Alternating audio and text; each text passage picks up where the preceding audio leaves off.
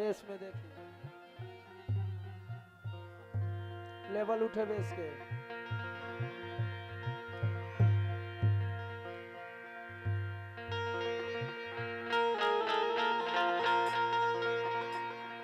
Organ argon argon hello chorus के hello green colour का है। रेड चैनल लाल चैनल 2 नंबर। हेलो सीताराम और हेलो टोने में पढ़ाई लागी पड़ता। हेलो और हल्का ओ बेरा जैसे रहे।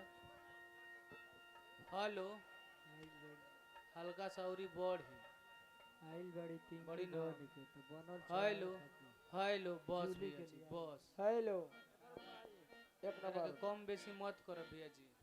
हेलो बढ़े हेलो हेलो और थोड़ा बढ़ा दी हेलो हेलो हेलो ठीक आगे अब हेलो बढ़ाओ भैया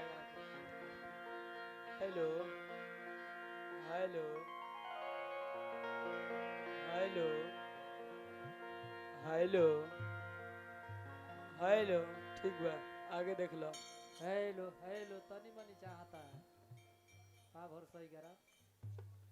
हेलो हेलो हेलो रह दे पीआर हेलो हेलो उठाई हेलो हेलो हेलो आवेदी हेलो हेलो ठीक बा डाल के टोन में आई है लेवल उठे ओकर कुर्सी ले ले आवता सब बजावा तू हेलो तनी आवाजवा बदललास लागता डिले ज्यादा हो गेल बका।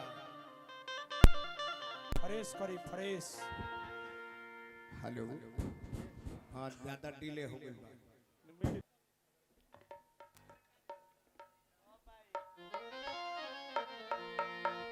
लेवल उठाइए बाबा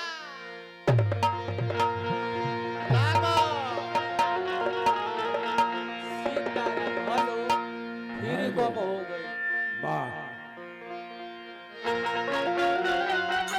हेलो चलो भैया मेन माइक की है हता ना आई करके तनी उठाओ ना। हेलो हेलो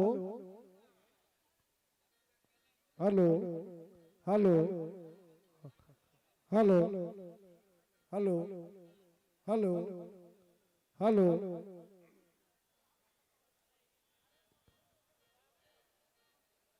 सुमिरन दोनों गोल के हो गई। कमलवास कुंवर जी हमारो आयोजन में ढेर जगह जाए के बटे लेकिन आपसे सोचल रही है कि चैता में कहीं भेंट हुई तो आपसे दो बात हम जरूर। तनी एक सेकंड अखिलेश बाबा के सजन से 1000 रुपया पुरस्कार आयल है अभी धनंजय बाबा के तरफ से मनोज चौबे जी के माध्यम से 500 रुपया पुरस्कार आयल। बार बापा लगी आशीर्वाद के प्रतीक्षा।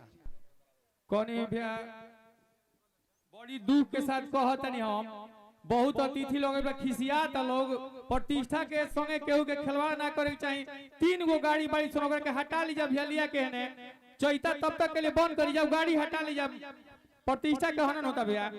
बार बार कहतनी कि देखी जा के है भाई 5804 36 98 आ एगो गाड़ी भी है 5609 भैया गाड़ी हटा लीजिए गोड़ पकड़ता नहीं हम सबके प्रतिष्ठा सबके संग खिलवाड़ मत करी जा। और मुखिया जी फंसल बनी और राजेश भैया फंसल बड़न वो लोग के दूर जाए के बटे रोआ है तो काहे ने खलो हटा लेत भाई कैसा ना आदमी बढ़ लो यार। गलत बात भाई गलत बात बा केहू के प्रति